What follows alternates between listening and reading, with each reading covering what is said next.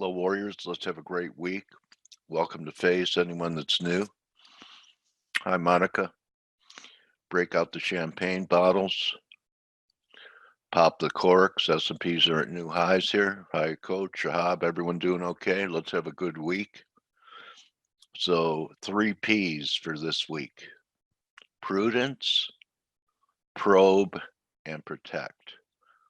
Okay, so I'm mainly going to be scalping around with the 2-day meeting with the Fed, NFP on Friday. Really not a time to load up. Take what the market could give you. Try not to be heavily positioned into red numbers, red events, and a couple important ones this week. So here the S&Ps are at new highs, and looks like eventually we could get to those targets now, 30.55. But with that being said, I'm just taking a shot for a little scalp here on the 15-minute time frame. We're starting to not confirm up here at the 30.27 level. I'm not looking for anything big, maybe a pullback. The last week's highs were 30.15 was pretty important. What was this high right here? This high. Yeah, that 30.13 level up here. And coincidentally, here's the 200 on the 15-minute right here. So, possibly it sells off into the Fed instead of rallies into the Fed. And the Fed says something real bullish and then we blow off. So just looking for one little jiggle to the downside and then higher numbers. Yeah, Ziggy, well, maybe those were your first dates, not mine. Did you go out with Prudence? Anyway, yen's not making much hay out of it. I tell you, I thought we should already be at 109, 110. Interesting that last week we had a very neutral week in the end, an inside week. And so far we've taken out last week's highs. So watch the end for a potential outside week to the downside. That would, I think, be at least a setup, although I keep looking at the moving averages on the weekly. First one at 109.40, next one at 110.05. So up here is where I'm going to be a more interested seller for a pullback, maybe back towards 106 or so after that happens. Trade selection, I made a bad choice last week. I'm down about 28 pips on a short Swiss. What I don't like is Euro's up 19, and instead of the Swiss being down, it's still up. So, you know what, before I add on to any other Swiss positions, I'd like to see a day where Euro is down maybe 30, 40, and the Swiss is not gaining much, maybe up a handful of ticks, but right now it's showing relative strength. Looking at Aussie, Blake showed this last week, we're right there. We're checking this breakout level, and I still remain negative the dollar, even though this correction may not be done. I didn't do the measurement. Maybe Blake has it. He's showing it as a flag. I want to let everyone know we have Andre with us today. Also, stick around for a real interesting veteran who's been around for a long time. Actually, he's retired now. Dale Pinkert has been very active in the grain complex, and he's a cycle guy. Last time we were on, he liked the grains, and that was during the trade war, and all the grains have skyrocketed since the announcement of China not buying our beans, etc. And I'm going to be interested to see if he has anything to say on the dollar, which does have impact on commodity prices. So stick around for that. It's still possible the dollar could make a move up to, this was a pretty big level, this 98.30 level. So we'll see. And also what's interesting is something new I learned from Blake, and that's why I'm trying to scalp on the short side of S&Ps, is although the S&Ps have made a new high,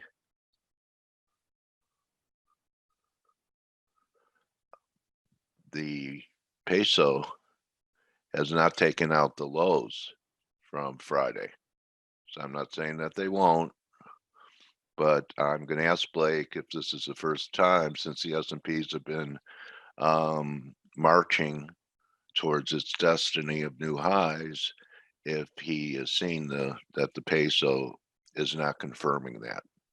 So, and that's something took me, 30, 40 years to start paying attention to the peso, but I have it up here on my screen now.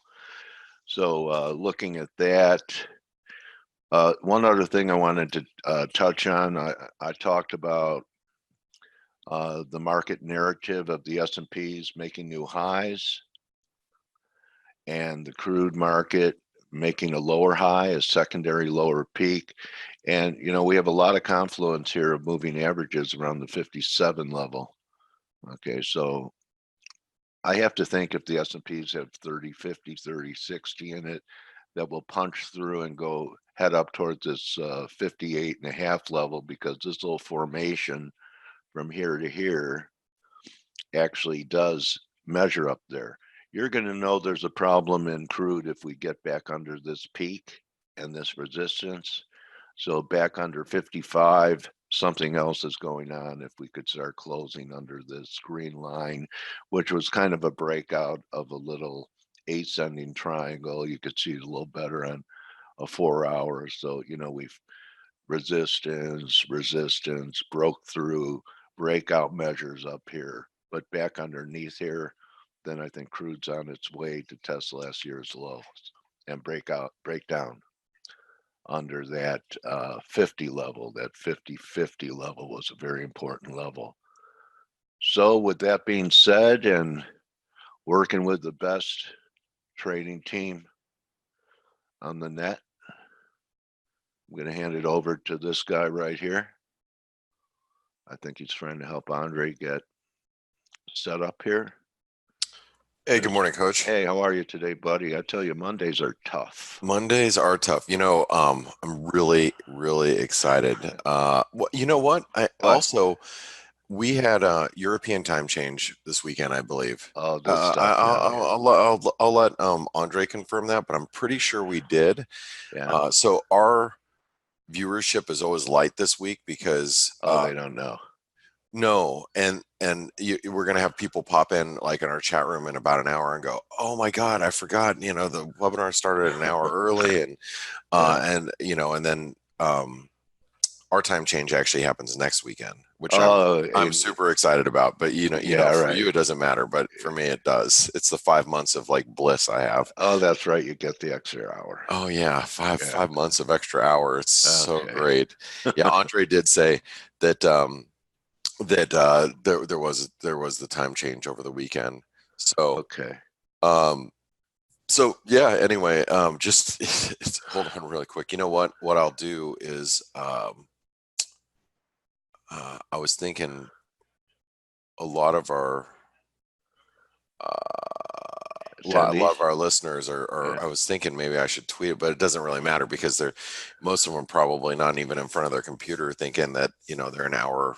It's an hour difference anyway. So yeah, they'll catch a recording. Yeah, they end up they will. So one thing I was just looking at, and I'll take over the screen here in just one second. As I was looking at volatility, we have equities rallying towards here. Let me real quick. We have equities at the VIX at highs. Yeah, look at the VIX, man. You can look at the VIX and go, well, Blake, we're at support, but I mean, we've been lower. Yeah. You know what I mean? I thought maybe we could go to 9. Yeah, I mean, that's possible. Could, make new lows on a blow-off move to 30-60. If it doesn't, there's a message in that as well, bro. Sure.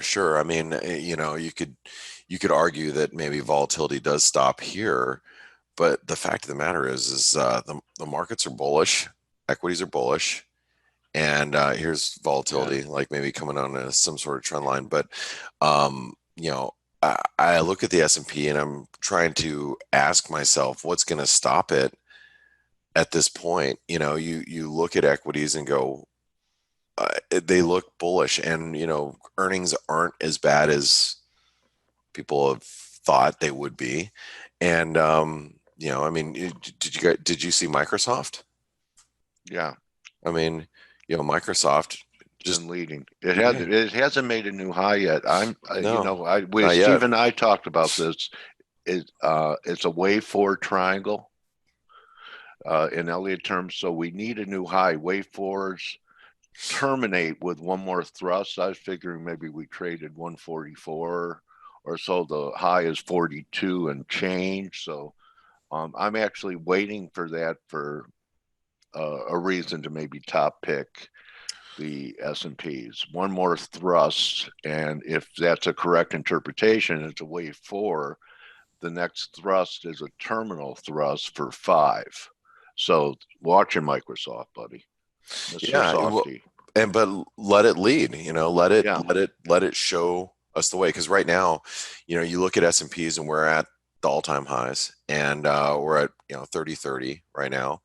And you know, it looks like we're going to at least 30, 50, 60, and maybe we can even go higher than that. And I mean, again, I'm just trying to ask myself, what's going to stop the equity markets at this point in time? You know, what everybody's still looking for, you know, a China US trade deal is phase 1 or phase 10, or, you know, whatever phase we're in.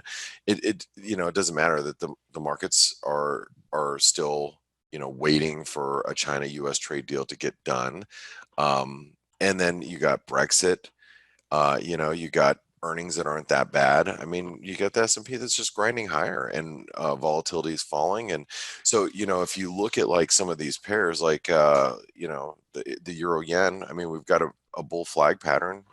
I wouldn't yeah, want to stand in the way of that right now, no, you know, and we break above these highs at like 121 and a quarter. And, you know, the euro yen looks like it's pointed towards 125. And then you have, you know, the pound yen's flagging, the Aussie yen, you know, trying to break out of this pennant or flag that we have right now. And the yeah. Euro, the Kiwi is a little weak at the moment, but the Canadian yen's trying to break these highs. I mean, you know, they look it.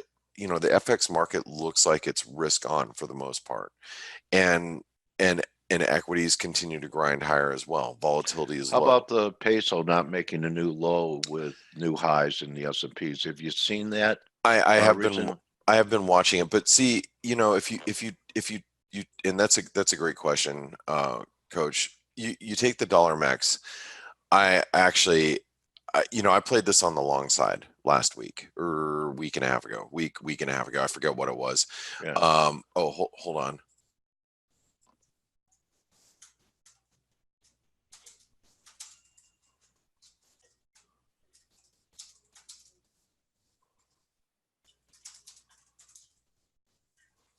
Hold on. I'm coming. I was just telling people in our chat room, Yeah. because, you know, a lot of people in our chat room, like, you know, They don't know the about the time change, time they didn't change. know that we had to, like, whoa, the webinar starting now. Um, but, you know, I was playing the dollar max, trying to play it on the long side this last couple weeks when we were Yeah. down here at this 19. You know, I think it was 1912, 1914. I think my cost average was like 1918, something like that.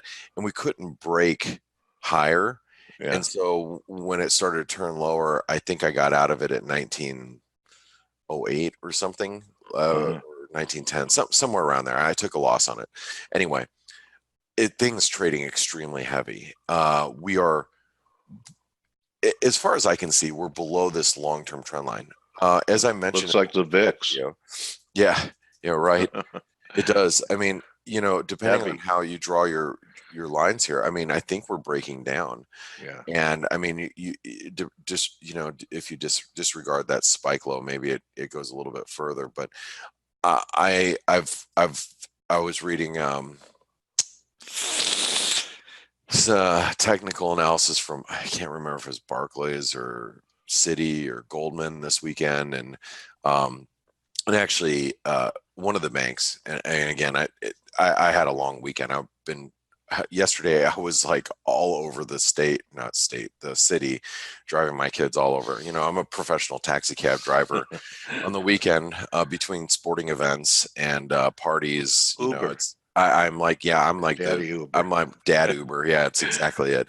So, but there was some bank analysis over the weekend that I caught while I was on a park bench yesterday, and I can't remember who wrote it, but they're very bullish emerging market currencies and emerging market equities on top of that. I think it was That's because of a dollar weakness. well, yeah. I mean, That takes the pressure off EM, right? yeah. I mean, the thing is, you know, we have equities higher, and you got strong risk appetite, but they were also making the argument that even if there was some risk off, that they would hold up. I don't know if I agree with that analysis. Oh, it was JP Morgan. That's who it was.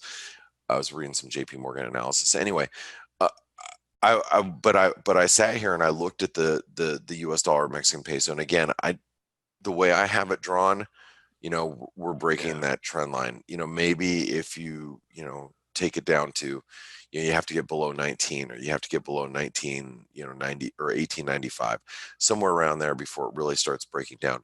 Regardless, I was thinking to myself, if I can have a decent bounce in the dollar Mexican peso, and let me get rid of this, if I can have a decent bounce in the Mexican peso, like up to 1915 or so, I'd be a seller. I wouldn't mind selling it, just putting in a tight stop, because I think if it breaks above like 1920, then you're wrong. 1940, 1950 in that case, Yeah, huh?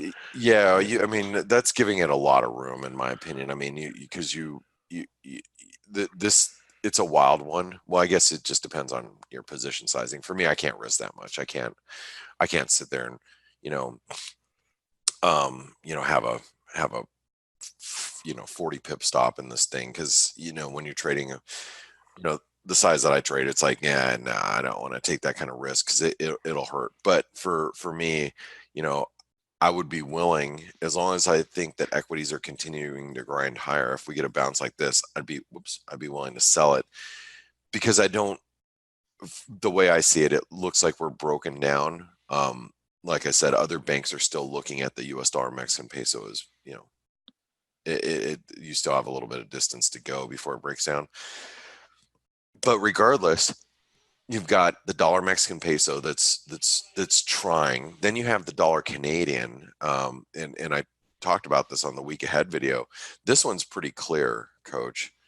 We're below this trend line from 2012, right? So this is the low here, and we're trading below it. And so with the dollar Canadian, as long as we're below 131, it looks bearish, and that complements the risk on attitude with the market. So yeah, you asked me about the dollar Mexican peso. It looks weak. It hasn't broken 19 yet, but I think that that's just a matter of time, as long as the S&P continues to grind higher. And then you have the dollar Canadian that is also breaking down. Now, on top of the dollar Mexican peso and the US dollar Canadian, you also have the potential passage of USMCA. And if that happens, then that's just going to continue to fuel the fire of, the Canadian and the Mexican peso. So, I'm a little, I'm willing to take a shot at it. I haven't yet. I'm still bullish the euro dollar, as long as we're above like this 111.50, basically, as long as we're above this trend line. We're respecting it right now. I still have my long. I'll revisit that. I just drop everything. Yeah, spills. Yeah, not favorite glass. That stinks. Monday. Monday. At least not on my keyboard. So right. Hey, there you go. That's the most important thing. If the euro dollar gets back up towards 111.30 or 40, I'll revisit, if I'm going to stay long or not. I guess it depends what's happening at that time. But I haven't leaned into the dollar Canadian or the dollar Mexican peso yet. I've thought about it. I've considered it. I haven't done it. Maybe a little bit of a bounce and I might take it. But that's something that I am personally strongly considering at this moment. But we have a big week, this week. Yeah. huge. Yeah, Fed, NFP, Oh yeah, we have the Fed, Brexit. we have NFP, we have Brexit, we have other central banks that are meeting too. I mean, we have Australian CPI that's going to be big. That we have the Bank of Canada this week. We have the BOJ this week. So Halloween. we got Halloween, we have Brexit, we have trick or treating. You know, it's a big week. It's a Yeah. big week. So today is pretty slow. And for those of you that don't know, it's also a Greek holiday. Greeks have a lot of holidays, but there's a Greek holiday today. Steve and Stelios are out, but the good news is we have Andre here, which is pretty cool. So for those of you that don't know, Andre is going to be giving us his harmonic perspective on the market. So I'm letting him, cover a couple of charts right now because, or go through his charts so he knows what he wants to share with you guys here in a little bit. But what I thought I'd do really fast is let's go through these majors over the next 10 minutes or so. We have a little bit of data coming out. Let me do this. Here's data flash. We have goods trade balance coming out. Is that today? Wait. Yeah, we have goods trade balance coming out here in a little bit. Yeah, it'll be coming out in just a little bit, and then and then I'm going to let Andre take over and go over some of the charts. But let's go through some of these majors really fast. So the euro dollar. Okay, as I mentioned with the euro, we are holding this uptrend line, and you can see this support right here is a 38% retracement. Comes in at 110.67. Okay, right from here, and actually I think it's 60. It's slower than that. Let me snap the. Make sure I have the magnet on. Yeah, it's right there. So 38% retracement comes in right here at 110.64, 110.65. As long as we trade above that, I'm not too worried about the euro dollar pullback. And it's a 38% retracement. It's fairly shallow, and it's the uptrend will or should continue as long as we can hold that 38% retracement. We get below that, and then I'm going to second guess my euro long positions. A lot of banks that the write-ups over the weekend, actually multiple ones they're like, we don't expect a lot of upside with the euro, and I don't either. And I'm looking at the euro as making a move towards 115 or 113 to 115. The 200-day moving average maybe a little higher. But I'm not expecting the euro dollar to go to 120. If just so everybody is clear, I'm not looking for the euro to rally so substantially. I think it could. I think there's it quite possibly could, depending on risk aversion, if we ever saw any of it. But as you guys know, look at the S&P. I mean, we're grinding up towards new all-time highs today, and like I said, I'm not sure if there's going to be a lot to stop it. Especially if U.S. and China are still piecing together some sort of trade deal going into the end of the year. Who wants to sell? Everybody's going to just continue to hold until we have an agreement done. So anyway, so with that being said, I think risk aversion, believe it or not, is the one thing that could actually drive the euro substantially higher, but I just don't see it. And so that's why I think that the upside in the euro is fairly limited. I think we can get above the 200-day moving average, but probably will top out in the teens somewhere. Look at the cable. Cable's out actually still holding up well. We have a nice bull flag pattern. We're still above the 128. The dips below 128 last week were bought, and that's something that we have to take into consideration. I think that that the idea of a hard Brexit is off the table. We have, I know we're coming to the 31st, but the EU is going to grant an extension. It depends when a general election is probably going to be held, which it looks like it's going to be January 31st. So, I mean, it looks like we're going to have to deal with a few more months of Brexit. But the fact of the matter is that it looks like a hard Brexit is off the table for now, and that's what's really supporting the cable. So if you're like, well, God, the euro just pulled back, 80 pips from its highs, and the cable should have, come easily down to like 125, 126 because of the uncertainties regarding Brexit. Well, yes, there are still uncertainties, but is is the UK going to leave the EU without a deal? Probably not. So at this point, looking at the cable, just be really careful with it. I think it's still developing a bull flag pattern. Look at the Aussie. Aussie's got a bull flag, but I said this on the week ahead video, and I'll say it again. I'm not getting excited about the Aussie until we break 69 cents. Then at that point in time, I know that this false breakdown here. Let me undo the magnet again. Okay, so this false breakdown down here was valid for a complete reversal, but we need to make higher highs, and we're not making higher highs yet. So we have to break above 69 cents, and then at that point in time, I'd be looking at the Aussie and saying, okay, now we got a nice bullish reversal. But if you think about the euro going back towards the 200-day moving average, maybe that's the catalyst that drives the Aussie dollar maybe also up towards the 200-day moving average that comes in at 69.50. Maybe we can even get back towards 70 cents. Overall, I think the Aussie still is going to have some problems, but that doesn't mean that near term we can't get a move higher. Kiwi's trading pretty heavy. I have to admit the Kiwi's trading heavy, and you can actually see it through the Aussie New Zealand. But we have the 50-day moving average right here that's offering a little bit of support. But I'm not too excited about the Kiwi dollar. You can see it really underperforming against the Aussie, and it looks like the Aussie New Zealand wants to make another leg higher. So that might in turn just keep the Kiwi dollar at bay. But I'm not trading the Kiwi at this moment. And like I said, the dollar Canadian, it looks weak, and we've broken this 10-year trend line. I do think that if the dollar Canadian really wants to break down, we have to break this 130 level. There's some support here at 130.15.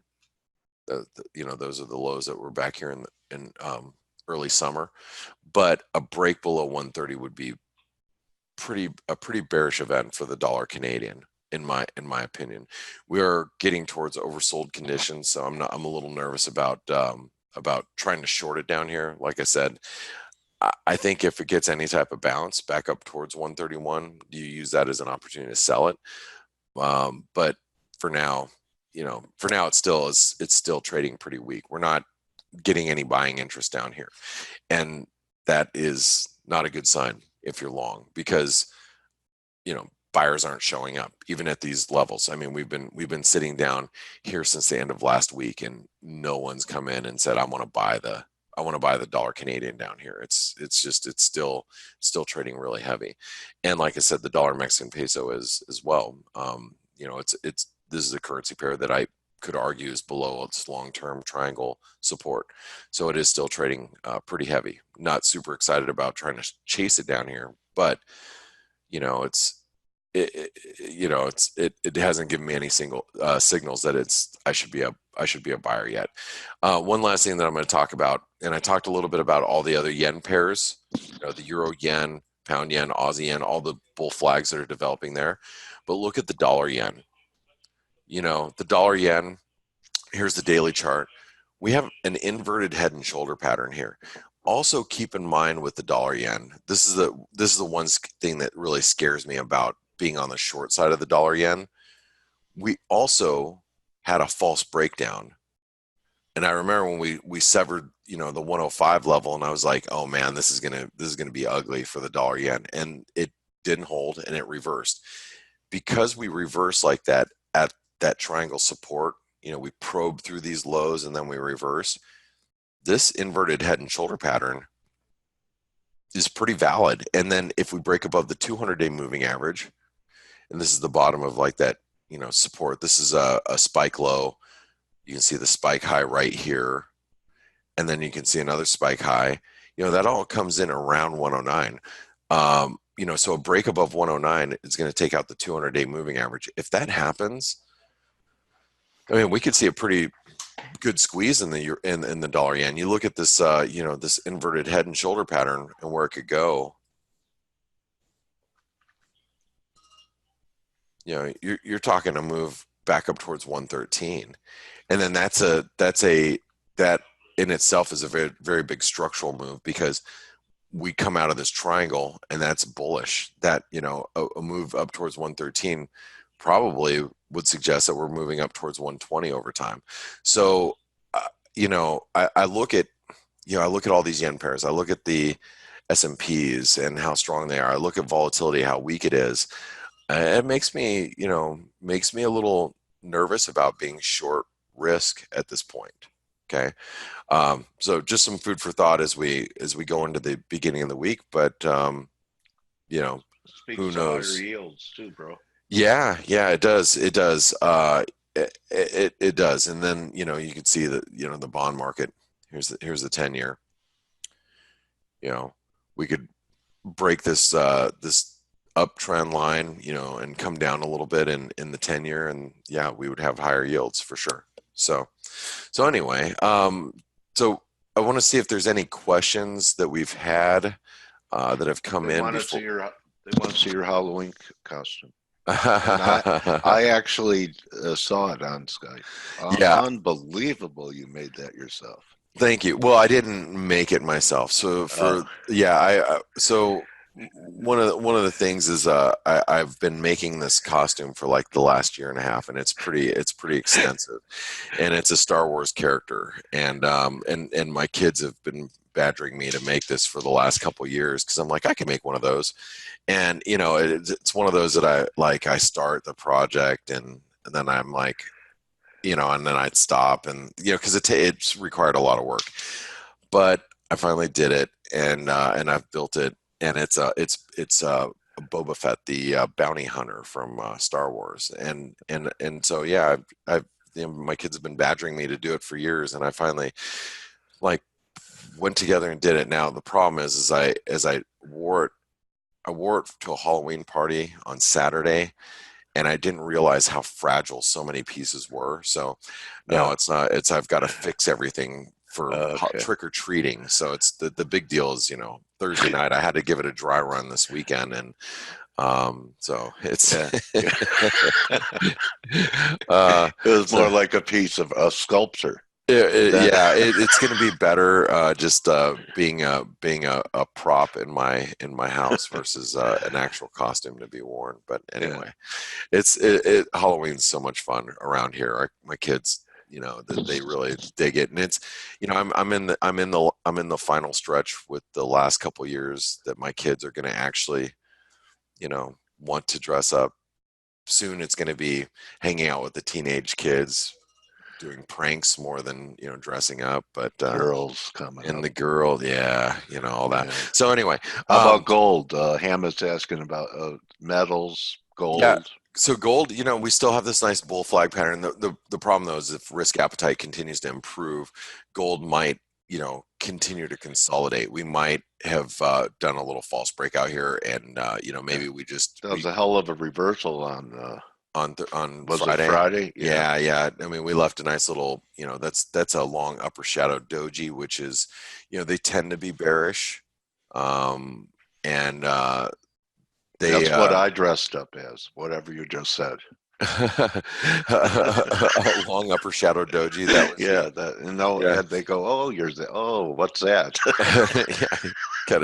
You walk around as a big candlestick formation. Yeah. They're like, no, you're a green syringe. No, I'm a long upper shadow doji. That's what I was. So anyway, they're still bullish here. Silver still looks pretty good too. I mean, we've come out of this triangle, but upside's going to be very limited if equities continue to grind higher, which they are. So it's keeping the precious metals contained. I think one of the things that's really going to allow for gold and silver to rally is we're going to have to see a reversal in equities. Yeah, which obviously isn't anything that we're seeing anytime in the near future. So Yeah.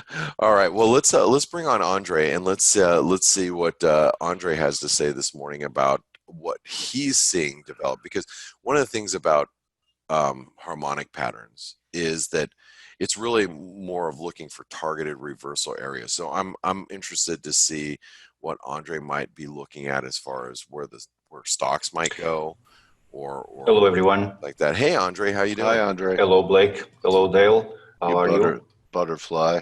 And wait, hey, before Andre starts, just so you guys know, Andre is our in-house harmonic analyst. So he's gonna, you'll see, you can see his beautiful charts if you have the full version of ForexAnalytix. But the great news is that you guys get to hear him today. So and his charts are spectacular. So with that being said, Andre, how are you doing? Thank you. I'm fine, thank you. And thank you very much for your comments. I really appreciate. And I hope that those charts help someone to develop their own trading strategy. That is the objective, obviously. Well, tell us a little bit about why you do harmonic patterns, why you were so attracted to them in the first place. Well, it's a very easy question for me to answer. It's because they allows me to identify a reversal, as you said before. It allows me also to identify a default target for that specific target, which, and most important of all, which allows me also to identify my limits and the invalidation of that pattern. So that allows me to position myself with a friendly risk-reward approach. And well, I just repeat that process over and over again, expecting those patterns to work. Sometimes they work, sometimes they don't work. Very similar with any type of strategy that we trade. So basically, I want to identify a reversal and project my targets for that specific pattern. So I know where the pattern will invalidate. So I don't need to still position it if the pattern fails. So I just need to repeat that process. Yeah, and that's the thing about harmonic trading, in that I've seen is it's spectacular risk versus reward, and when you're wrong quickly, and that you're going to be wrong probably more than you're right, but when you're right, it tends to be really right. Eventually, yes. I'm well. The last 2 weeks are very well in trading, but in general, well, that will depend how you use those patterns. Also, you know that I try to find some confluence between the price structure, a specific trend line. If there's a trend line crossing the completion point of that pattern, it will increase the probability for the price to react from there. So if I find a bearish butterfly supported by a trend line resistance, a major trend line resistance, that will increase the probability for the price to react from that point. And sometimes the trend line is there to be broken. So the trend line is not there to be respected over and over again. At some point, that trend line will break. And if we are positioned at that moment, if the pattern is there at that moment, eventually the pattern will fail and the market will break above or below that trend line. But it's crucial to understand how to identify those patterns, and because they also allows us to identify where they invalidate. And I believe that is crucial for me to understand when and where I'm wrong inside the market, and when I need to stay back and to jump out. Great. Well, let's take a look at some of your charts that you have, and I'm going to stop sharing here, and then you can go ahead and take over. Let me share my screen. So I'm looking into euro dollar. Let me push this screen here. Well, a few reversals as you can see. So obviously I search for a specific price for a reversal. This orange bullish alt-bat pattern has been pushed a few points below, weekly fractal below, also reinforcing the probability for the price to bounce. I shared this and I triggered this trade, this inverted heads and shoulders printed below. I triggered this trade. I closed my trade actually a few points above the most recent low. So the price is already with a trailing stop. So I trailed all these bullish momentum. So at some point, my dynamic or a trailing stop were positioned a few points above the most recent low. So I was kicked out. I was expecting a breakout of this trend line, but as you can see, the market is respecting this structure at this point. I draw this as a parallel structure.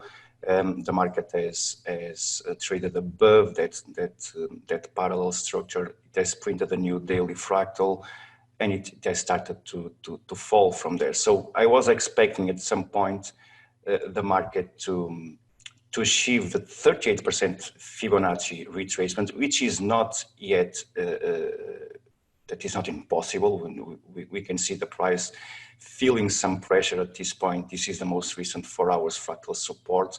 The market is now retesting that previous structure support is now a resistance. So if the market recovers that fractal, eventually it will trade higher.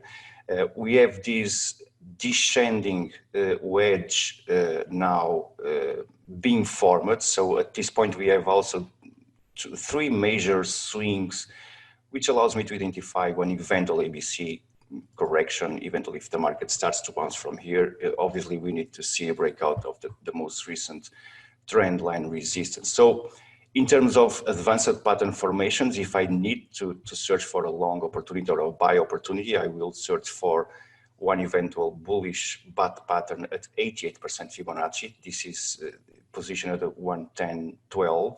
So this is an 88% Fibonacci from the daily support, the most recent one, to the daily resistance. So that's that range.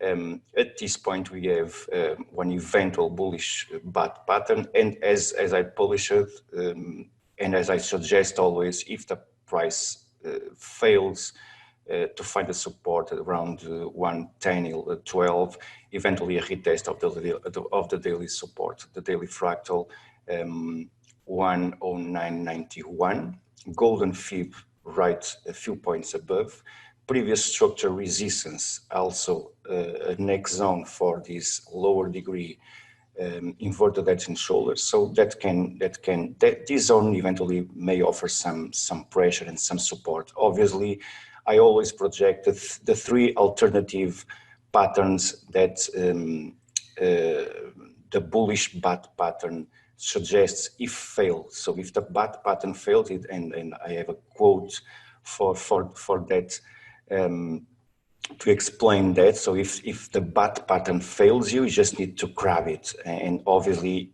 between those, we have the alternate bat pattern at 113% Fibonacci extension, which may also act as a support level. But if those patterns fail at that point, we will see euro dollar retesting the weekly fractal, and that will print the bullish grab pattern at 168 extension, Fibonacci extension.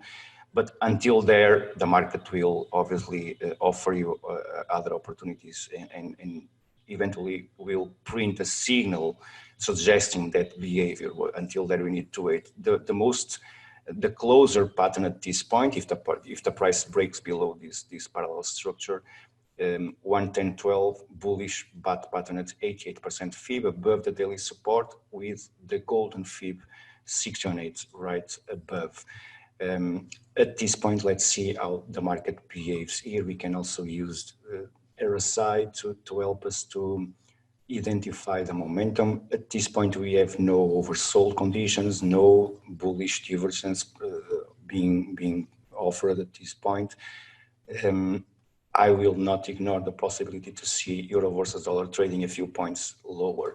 And because you mentioned before, Aussie, very similar situation on RSI, nothing suggesting at this point a breakout above. It can happen, obviously, and sometimes when we are not expecting things to happen, things will happen against us.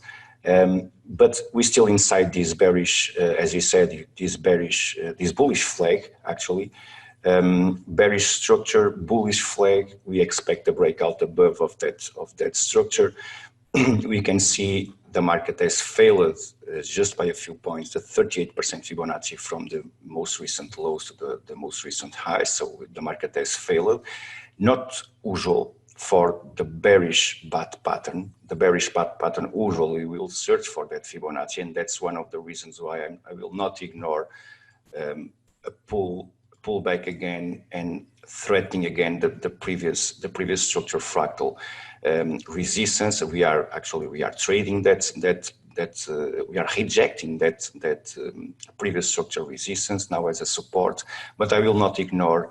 And because the bearish pattern usually will not fail, if the pattern starts to work, usually will hit that 38% Fibonacci, which is positioned at 0.68, 0.24. Basically, that's my view. And let me push my Dixie, because it's eventually related with some of those eventual momentum. So this is a weekly time frame chart. Let me show you this. Not this one. This is a daily. I need to push this from our platform because it's a clear picture of what I want to share with you on a weekly Dixie. So this was my weekly, again, not this one, I'm sorry. Just pushing my weekly chart, and this is the one. Okay. I published this chart last April, expecting the price to trade higher or a breakout below the structure support line. In terms of advanced patterns, I was expecting the 9914. So this is the 168 extension. I expect a pullback from that Fibonacci reversal extension. 168 extension, it's right there. So the market has already completed that pattern on a weekly, on a daily. We are we have another bearish grab pattern. This is the chart that I published before on the daily. So we have a lot of pressure zone here at this point, pushing the Dixie lower. So the price has started to pull back, and we are now on a daily time frame, and that price zone was reinforced by those two eventual bearish patterns, the bearish sharp pattern at 168 extension, and then followed by the bearish butterfly pattern at 127 extension. The price has nailed both of those Fibonacci levels, the 168 extension and the 127 Fibonacci level. So that has forced the price to search for the 200 moving average again, as I was expecting for that price, for this price momentum. On a 4 hours time frame, I published this eventual. So this was the pattern, another pattern printed above, and we have the projection that I shared before at 96.74. This is the 168 extension from all these swings. So all these, let's call these the false breakouts. So this is a false breakout from the previous structure highs. Every time I see a false breakout and I have a specific Fibonacci level which allows me to identify a false breakout, which is the 113% Fibonacci extension from this last swing low. So I project this swing above, and if the price respects the 113% Fibonacci, I will see the price eventually breaking this support. Obviously, this is a 4 hours time frame. You can apply this strategy, whatever time frame you want to use. But every time I see a false breakout, respecting the 113% Fib, I will expect the breakout of the previous support. And that will guide me into the 168 extension later to form the one eventual bullish shark pattern. So this is, as Blake has mentioned before, I believe last week, and I'm not sure, I didn't see yet the week ahead video. I will see it tonight. But as Blake has suggested, this is a bearish flag. So I will expect that to happen. I will expect Dixie to trade even lower, eventually searching for those Fibonacci levels. This is also previous structural lows from July. And the right shoulder from this for this reversal pattern. So this is a reversal price behavior, which has forced the price to trade higher. I will expect the price to achieve that Fibonacci. We can use also a retracement and try to search for confluence between those levels. Let me push. And we have the 78% Fibonacci just a few points below. So this is also a retracement, usually as a reversal Fibonacci retracement. So I will not be surprised to see the DXY trading lower from here.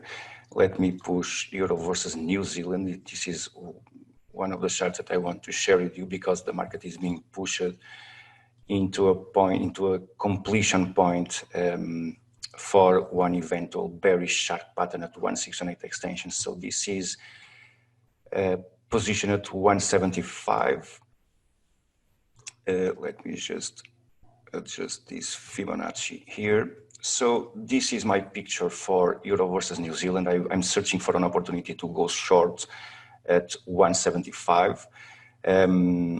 Usually the sharp pattern printed at 224% Fibonacci will respect that level. If I see the price trading above this golden Fibonacci, I will jump out from this trade. So because if the market decides to break above the completion point and ignoring also the golden Fib just a few points above, eventually the market will retest the weekly and eventually the previous fractal above.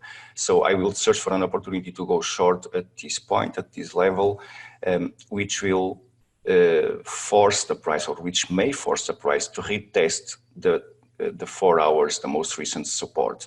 And this is my first target. And we can say, okay, but this is a short-term trade. Yes, it is. Eventually the market will maximize my trade. I never know about that, but I have my default target already defined, and that's crucial for me. I understand, I know that the pattern usually will be pushed to the 50% level, so the 50% Fibonacci level, it's a default target. As we can see, this is also the previous structure support, also actually resistance, and the previous resistance from this kind of a double bottom here, so this next zone. Eventually a retest of that price zone. This will also form a bullish sequence, which is the 5-0 sequence. Eventually the market will be forced to pull back from this zone, which will not invalidate the more bearish momentum later. But for those who are trading on lower time frames, eventually that's a nice opportunity to go long again. So let's call this a scalping pattern between a 2 hours time frame chart, and then decreasing our time frame and trying to identify the 5-0 sequence to go long eventually. I'm not saying it will happen. We need to wait for that to be real. No. Then we have also New Zealand. Let me go first on a 12 hours time frame chart. I am not sure if you need to interrupt me, Dale, or if we have questions from our guests. This was Kiwi. I shared those patterns before. The market actually, it has printed this bearish bat pattern at 88% Fib, and it's now trading the 38% Fibonacci level. So this is a consolidation process or moving sideways process at this point. I need to see the price developing. Well, nothing more to say specifically at this point. 38% Fibonacci it's an important Fibonacci level. If the price decides to bounce from these levels, eventually we'll keep trading higher. At this point, I have no reasons to go long on Kiwi at this point. So I will expect, we have a first target at 38% Fib, and we have the 61.8 retracement below, actually as a second target for the pattern. So I always use those two targets to identify for the bat pattern. So euro versus cable, or euro versus GBP, on a 12-hour time frame, and this is one of the trades that I'm positioned. So I'm still holding these eventual. The pattern is printed, not eventual. So I have my stops positioned right below. So I see this as a potential inverted head and shoulders forming. We need to break above the most recent highs, 186.76. So if the market breaks above these levels, eventually it will trigger more upside momentum. So I have my default targets positioned as I said before. I identified the reversal price level based on the Fibonacci and based on the criteria of printed and supported by those Fibonacci variables. So I have identified my potential reversal Fibonacci level. So I trigger my position and I have my targets positioned at 38, 50% in the golden fib above. So those are my targets for Euro GBP. I will I will hold this trade until the market proves that I'm wrong at this point. More, what I want to check, it's S&P. And let me go again. It's breaking above this small wedge here, which guides us into more upside momentum also for dollar versus yen. Eventually, my short is not working well at this point. We will check that in a few seconds. Let me, actually, I believe I have another chart here for Dixie. What I want to do for S&P, I want this on a daily, but eventually this will confuse a little bit. Let me delete these Fibonacci levels from here, and let's get focused on this process that I was calling your attention already since last November 28. And when we saw the price pushing back from this low, so when we saw the price printing this support below, I saw this 168 extension being recovered after a support. Actually, the price has rejected to close below. There is no completed, there is no candle closing below that Fibonacci. So the market has respected that fib. And I said, it will take a few time for that. It may take a few time for that to happen. I said at that time, 168 extension from this previous swing. This is usually where the price will find a resistance. So let's say the price will form another pattern there above. Usually people will search for the 168 extension. The pattern that I'm searching for is not positioned at 168 extension. It's positioned at 200% Fibonacci. And this is, and I was calling your attention for that specific level, 33.15 I was sharing at that time. And the market is already printing new higher highs, actually historical higher highs. So I will not ignore that price to be hit at some point. At this moment, we have also, and let me go into a 4 hours time frame. Let me reduce again or decrease my time frame again, because at this point, and let me push again those Fibonacci extension tools, and let me extend this previous swing. I'm using magnet, so sometimes it will take longer to be specific. So let me, where is, okay, and let me push my template here. And this is the default ratios that I shared with you before for the bearish bat pattern, the 113% Fibonacci right above the previous highs, the alt bat pattern. If the market fails to find resistance at this point, the market will search for the 168 extension positioned at this point or projected at 31.29. So first we have the bat pattern ignored, or at least it seems to be ignored at this point.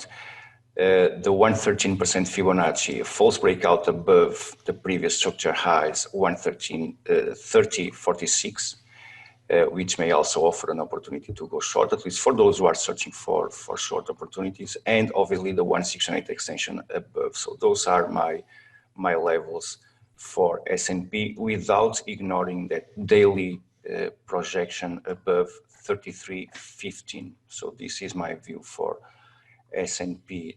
Now, let me... Thank you, buddy. I do have an interview today. Oh, you have an interview. Let me just finish with oil. So, okay. And this is my... I pushed this trade today, and this is a lower time frame event. I believe this is also bearish. It can act as a bearish flag, and eventually we are now facing the highs of that flag with the completion point of this bearish crab pattern. So this I see these as a three drives, Dale. We have also RSI confirming one first confirmed high here, the second one bearish divergence, the third one bearish divergence. Eventually the market will fade that divergence. I have no bullish divergence suggesting upside momentum. Well, I need to wait and I need to respect the pattern. I know where the pattern will invalidate, as I suggested. So if the pattern failed, it will trade higher for sure. That's my last 2 cents. Oil with a bearish crab pattern printed at 168 extension, reinforced by this eventual, as I see, a three drives pattern. Thanks, Andre. Yeah, Andre, great presentation. And thank you, Coach. Really appreciate it this morning. Okay, buddy. Good job today. You know, you and I could talk for 4 hours a day. Thank God we don't have to. And thank you, Andre, for stepping up. Yes, thank you. You know, it's like the NFL, Blake. Next man up. Right, bro? Yep, that's right. All right. Well, thanks, everybody. And, Coach, have a great interview. Okay, thank you very much, Blake. Dale, welcome back to Face. Really looking forward to talking to you. The last time you were on, grains were at lows and there was a crop report, if my memory serves me correctly. And Hello. Hi, how are you, Dale? Hey, how are you doing? Welcome back to Face, my friend. Yeah, well, I put a face on a face, right? Yeah, so, I mean, you remember how to share your screen here? Or we weren't on not Zoom? Really, because that was long enough ago and a lot of water under the bridge. And oh yeah, I got home late last night. All right, buddy. There's a green all last week. Yeah, there's a green box that says share, and you are viewing. Yeah, it doesn't say share. Let's see, view options. You just hover your mouse around the menu, it'll appear.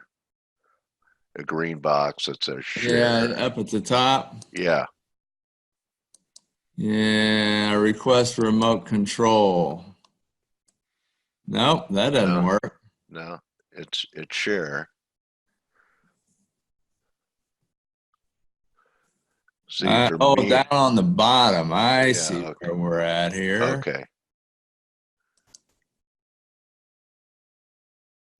You just click share and grab it. Start screen share while others are. Yeah, just start it.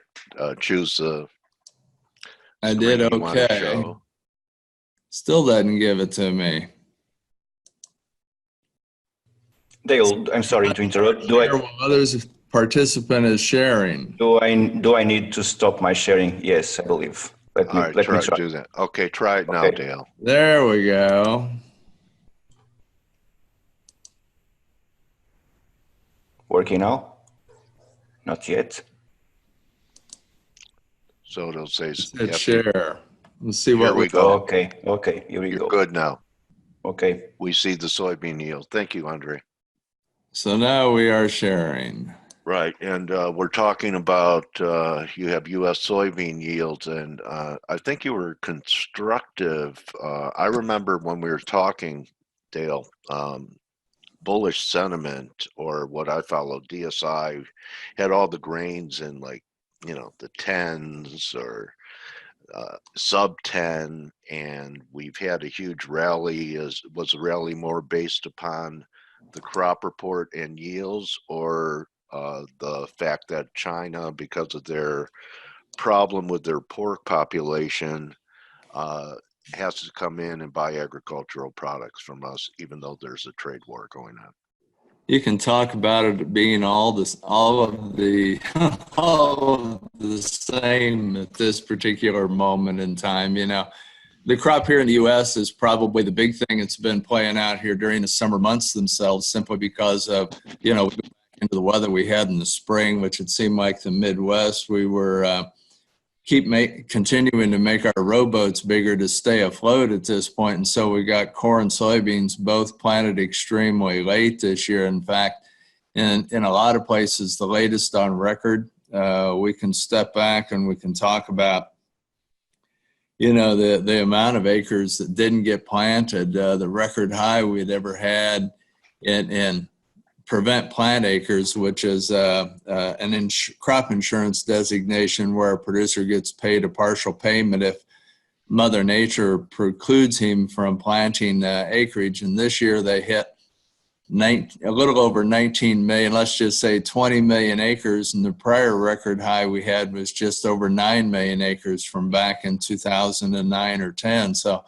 you know, it just gives people an idea of, you know, how wet it was this year and how late things got planted. And that has a lot of ramifications into both corn and soybean crop. And I'm showing you here some internal detail of USDA reports themselves, because with USDA reports that we get monthly starting in August and in September on both corn and beans, we start seeing some internal details of what their crop estimates are. And to kind of give the people out there a bit of a feel for that, the USDA will survey somewhere on order of about 30,000 producers across the Midwest on their ideas on yield. But then starting at September, they have a cadre of people that go out to 11 in fields in 11 states for soybeans, 10 for corn, and they actually collect data from the yield, and then they put both of those data streams together to come up with a thing. But I'm showing here the soybean pod count, and you can see, you know, from back since 2010, and I left out 2012 because that was a drought year. You know, we had the pod count itself start out, and it's still down near the lowest range we've had here in the last 10 years, let's say. And that, well, we're seeing the yield, U.S. yield chart right now. We're not. Well, this is the pod count is which line? I'm showing, in other words, I'm showing something a little different. Now the pod count is down, really down near the bottom. You should be seeing a U.S. soybean yield chart is the title. You're seeing something different than what I'm looking at then. Well, you shared a different screen then, so unshare. Now, wait a minute. Let me go back into this then.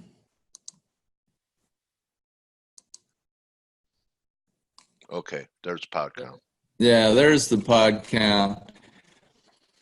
And what we're doing here is with the pod count, as I said, you know, we're down near the lowest end of the range. And to go along with that, when we start doing things, we end up with a pod weight per se, which we started out near record high. Of course, farmer expectations about yield were not extremely bad when we started out the year, but we were down quite a bit from where we were. But it looks like moving ahead on tradition in both pod weights and pod counts, that, you know, we're going to home in on a yield that's somewhere in the vicinity of about 46 bushels to the acre. If we go back to that prior graphic that you were seeing, let me hit share here.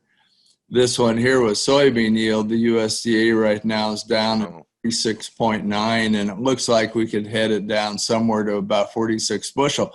A lot of people are really surprised in looking at this year, and that everybody back in the summer course, when you're in the middle of a crop problem, everybody gets what I'll call extremely negative about what the production potential is really going to be, and they really overly pessimistic about it. Yeah, they got overly pessimistic about it back in the summer months themselves, and we're going to be down. I have a different trend than a lot of people. Scott Irwin at the University of Illinois had put together a curvilinear trend on this based on yield experience. His trend yield's up near 49.9, which mine this year is for 2019 is 49.7. So they come together pretty well. But I found that through the years with soybean yields, you can see here the 70s and early 80s, we were kind of flatlined with a slight upward bias. And then we took a stair step up in the mid 80s. And again, about the same trend, carried that all the way into the early 2000s, had another bump up. But what's happened with soybeans, it looks like we bring a lot of genetics in at one time and have a bit of a step up and then go on to a new trend. And we did that same thing back in 2012, 2013. And so we're actually going to end up in here somewhere, it looks like probably about, and the blue lines here are 10% below trend, or at least below my trend. So we're going to end up somewhere around 8-9% below trend, which probably is something that's pretty important. You know, if we go back here, I'm pointing out right now 1993, which was another year where we had a tremendous flood in the Midwest, and you can see that we got down roughly about 9% below trend, but didn't get below that. So it looks to me like we've already fully built in, you know, the ramifications of soybean yield itself. If we go back and we talk about this same particular set of data as far as corn is concerned, we can go down and we can talk about ear counts, which are a little bit easier to calculate starting out early in the growing season. And you can see we're probably going to see it drop off a little bit, but ear counts have a tendency to generally move down a little bit, not a whole lot from this point forward, although with some of the wind and the weather problems we're having here at harvest, we probably will see it drop off a little bit. But implied ear weight on a normal year. So was this a double whammy for the farming industry of having lower yields and then having a big market being disrupted by China? And is there a lot of duress because of this in the agricultural community? In the soybean complex, it is, but when you get away from soybeans, if we look at corn, or we could go talk about wheat even, you know, we don't see that it really has a huge impact, because China itself is not a big buyer of wheat anywhere in the world. In fact, when you look at China, as far as wheat, China controls 1/2 of the world wheat inventory in the world. 1/2. Well, that's what I'm talking about. Okay, so Angie talked about that. Well, you know Angie, and that China was stockpiling wheat. So they have enough. Their bins are full. They have half of the world above ground or harvested wheat supply, and they don't need to buy anymore. To put that wheat supply that China holds in a perspective, yeah, they at the end of quote unquote what we call a marketing year, you know, from harvest, you know, forward to the next harvest. At the end of a marketing year, they have one whole crop in inventory as they get ready to harvest a new crop. Okay. So essentially, when they harvest their new crop wheat, they have 2 crops in the bin. That's how much wheat they are holding in the bin. In terms Sounds like Joseph in Egypt. Oh yeah. They have the Joseph strategy going on. What are they expecting? Some problems with food delivery and not being able to feed their population? Is that why they're stockpiling it? You know, they did. Yeah, to go back into this, they did this once before, back in the 1990s, and they ended up with a huge supply of wheat and even of corn in the bin in China itself. And I think part of the reason that you get into China and find their willingness to stockpile inventory is really tied to the fact the Communist Party really is a very small percentage of their population, and you don't want to have a population that has to go without food when they overwhelm the numbers of you. But along with China, we have to understand this is a country, even on a smaller personal level, this is a country that has experienced famine. Okay. And that's something that we here in the U.S. just cannot envision. Yes, we have crop problems, and yes, we have shortages. Yeah, you had to be around for the Dust Bowl, and most people weren't around for the Dust Bowl. Well, even beyond that, people didn't largely go hungry. Okay. Yeah, I was hungry, but when I look at the population as a whole, not hungry. People could always find some food to eat, whether it was in a soup kitchen or whatever, And Okay. I may have not had as nice of a diet as what I was used to, but I still had food to eat. And so with that, people have never gone hungry, but China has actually known famine, as other parts of the world has experienced. I think today, with even farming practices in China, there's a lot less risk in that. So I don't know that that's... So it's kind of like the Germans worried about like the Reichsmark in the 30s. So they have to stay tight as possible because they don't want to relive another experience where there was a wheelbarrow full of their currency and people would dump out the wheelbarrow and take the wheelbarrow. Funny you should mention that, given yesterday in the election we had in Argentina. Oh, okay. Yeah, I know you follow a lot of South American developments because they're in they're big players in the grain game. What happened in Argentina? They had a presidential election yesterday, and Macri, who was kind of a populist, something in the vein of Trump, but more of a conservative individual, really. Yeah. He got booted out of office after one term, and they brought back in, I don't remember his name, but his vice president is the woman that had been president before Macri, Oh, God. Kirchner. And yeah, okay. And basically, they are Peronist. And if you look back at the Argentine peso, it's just been a perpetual slide, and Macri had finally put the brakes on it and seemed to have it under some control. But as he was losing favor with the populace over the last number of months, the peso would decline quite sharply again. And so, things are getting increasingly worse. And I think the peso is going to run into some problems going forward. It's right now, I was gone last week, so I kind of missed out on some details, but we're over 40-1 as far as peso to the dollar is concerned. You're talking about its values about 2 cents or something of that nature. Those people, I mean, they've had plenty of experience to know not to hold their domestic currency, but I'm sure there are many that are suffering there, like people that are suffering in Venezuela. I don't think it's as bad in Brazil, but that whole area, Dale, have you ever seen it? I know it has a spotty history with, debt defaults, all of them, but have you ever seen that region as toxic as far as the economic problems as you do now? In Argentina, I'd say you're right. Brazil is probably one of the countries. Uruguay and Paraguay seem to be relatively stable as well.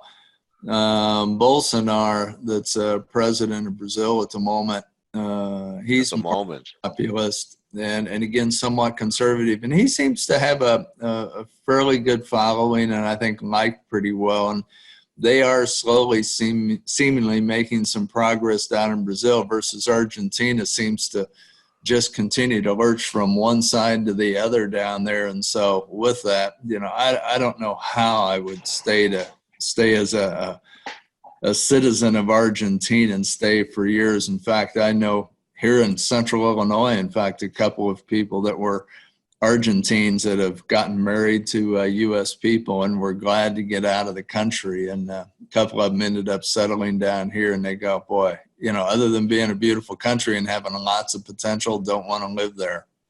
Yeah, I just want to switch gears a little bit. We've had a little bit of a, well, you know, decent pullback in the dollar, Dale.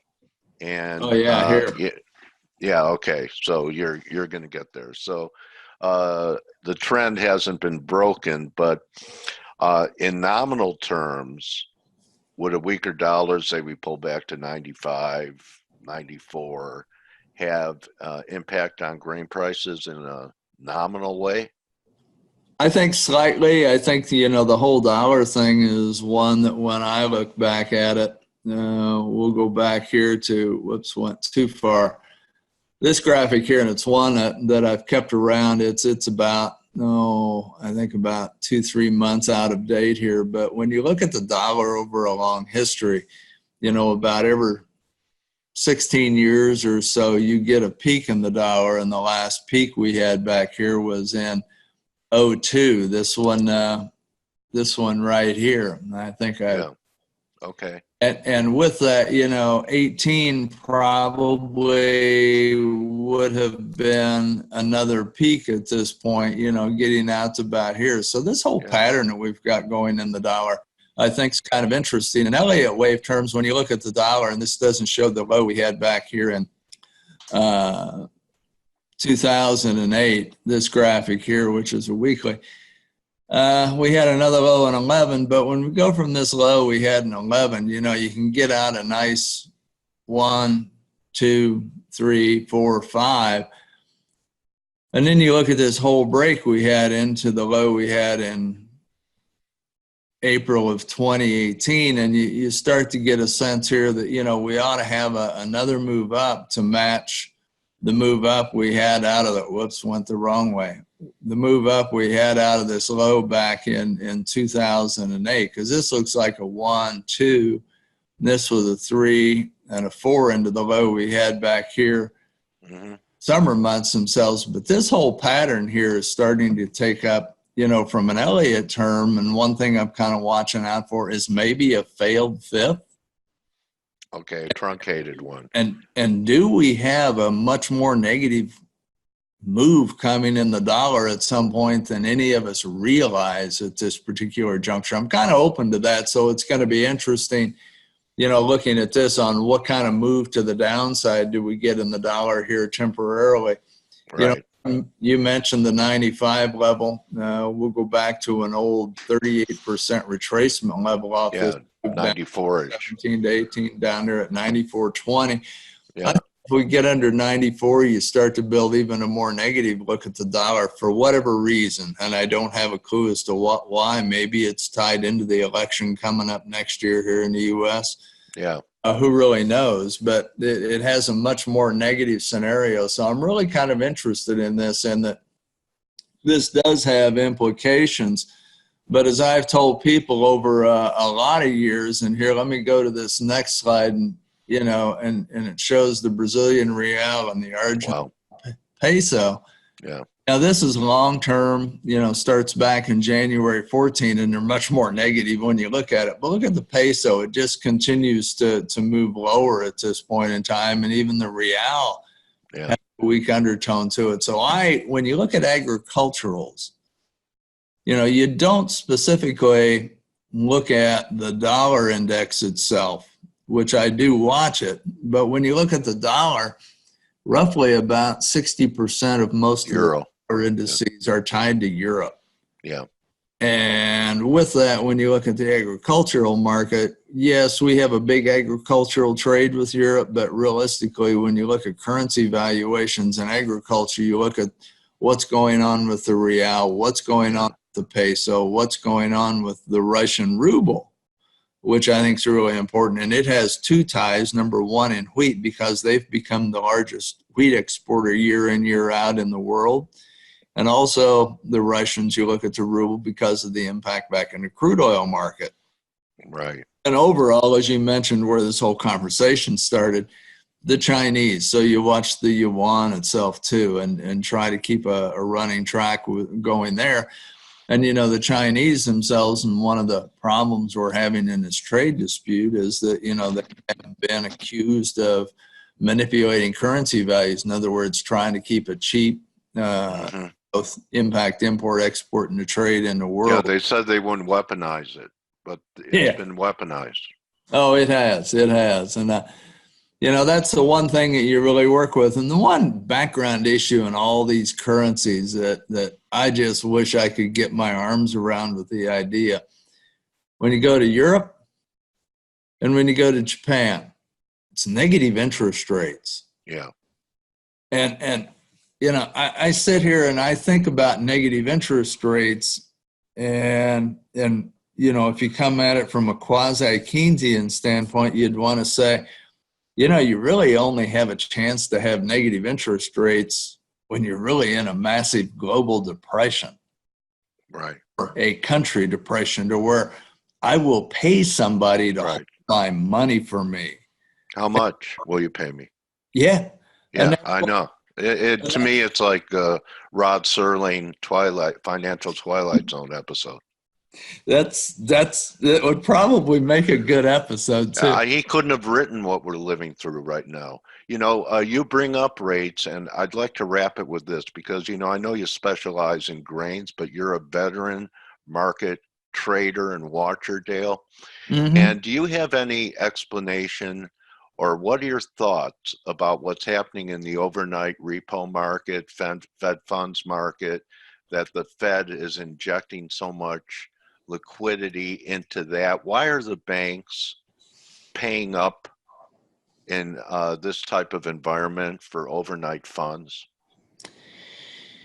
You know, this gets into another thing here that I've had questions about for years too, and I tend not to be antagonistic to people in governmental institutions, but you know, when I look around myself today in just everyday life, you really kind of wonder, are the inflation gauges that we use today really accurate? And I, you know, not wanting to be a conspiracy theorist, you know, I look at the government and I go, you know, they've got a vested reason to keep inflation under control, basically because now the Social Security recipients out there, one of which is me, we get an adjustment on our Social Security. Cola. And it's not Pepsi-Cola. Right. You can't even buy a Pepsi-Cola with the increase. Based upon that number itself. And so with that, you really have to wonder, you know, is there something going on in the inflationary game that, you know, isn't readily apparent if you look at the government data itself? That's one thing. That controls long rates.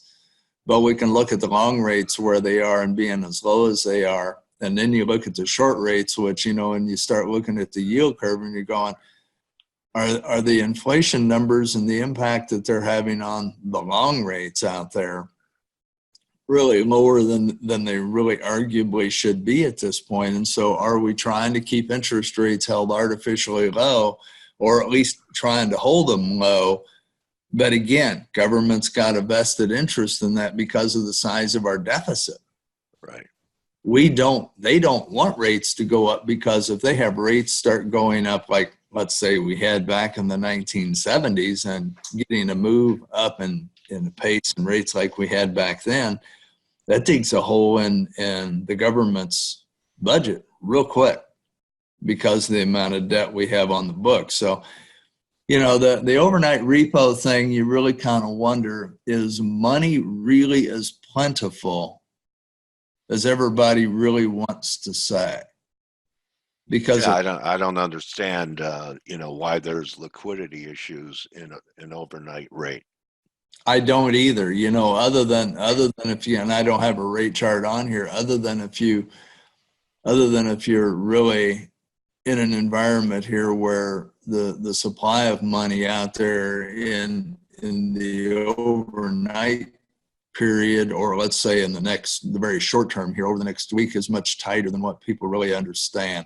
Okay. Part of this can go back. I read a couple of issues. Part of it goes back and may have to do with regulations that were put in place Oh, okay. back in the Dodd-Frank. Okay. So, you have a quick take? Do you think we've turned the corner and we're in a bull market in grains, or this was just a bear market rally that we saw? Yeah, I think in the short term here, and we'll just go over a couple of things quickly. When I look at beans here, and what we have is nearby weekly soybean futures. I can put up a cash chart too. I use a lot of price cycle stuff here. What you're seeing is 33 week. The standard's 32, but this measures out.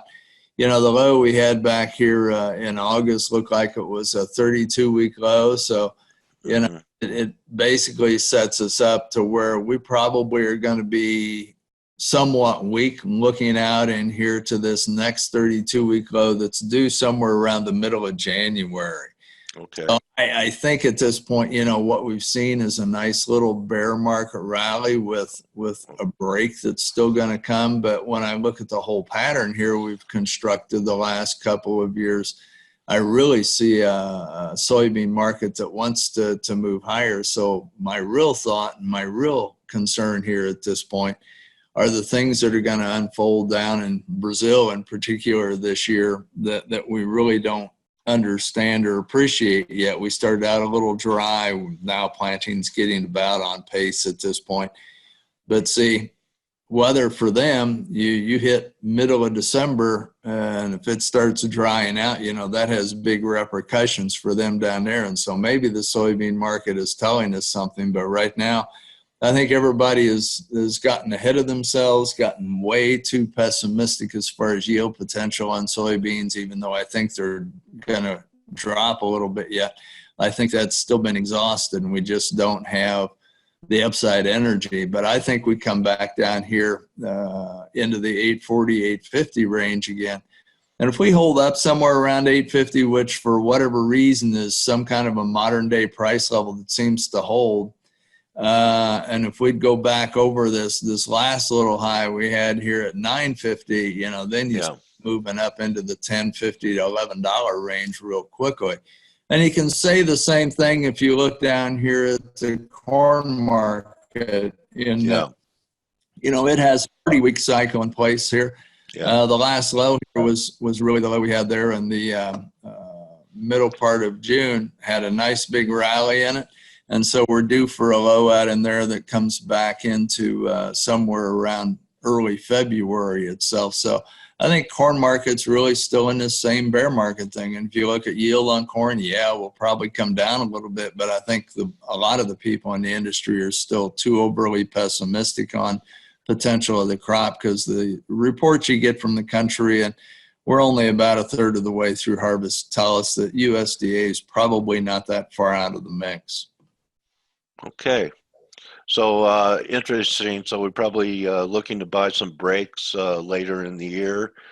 Some long-term basing going on here in corn and beans, Dale. I really appreciate you being here. The best way for people to follow you is on your Twitter handle, which is @grain_cycles. Or is there another place they could go? No, that's the easiest place to get. I'm just in the game of trying to finish up a website at this point, but they can always email me there at my email address too. Okay. Well, let me know when you have the site up, and I'll invite you back, and we could talk about what you're showing there, and let people know that you have a storefront for your cycle work. Right now, that's where I'm at though. For now, you can go to Twitter, and I talk about it occasionally, as well as some other things. Okay. Well, thank you for your time, Dale. Hey, good talking to you. Yeah. So really have a great fall trading season, and appreciate your insight and coming to edify people about what I think is a very important, as well as the Chinese aren't the only ones who think that food supply is important. You can't eat gold. Yeah, and they aren't eating pork right now, and we didn't even get into that. Yeah. All right. Well, sushi it is, buddy. And thanks very much, Dale. Talk to you later. All right, buddy. Good hunting. All right, everyone. That's a wrap. We'll see everyone for Turnaround Tuesday. Good hunting the rest of the day. And remember, don't just count your pips, count your blessings. Thank you, everyone. See you tomorrow. Thank you, Dale.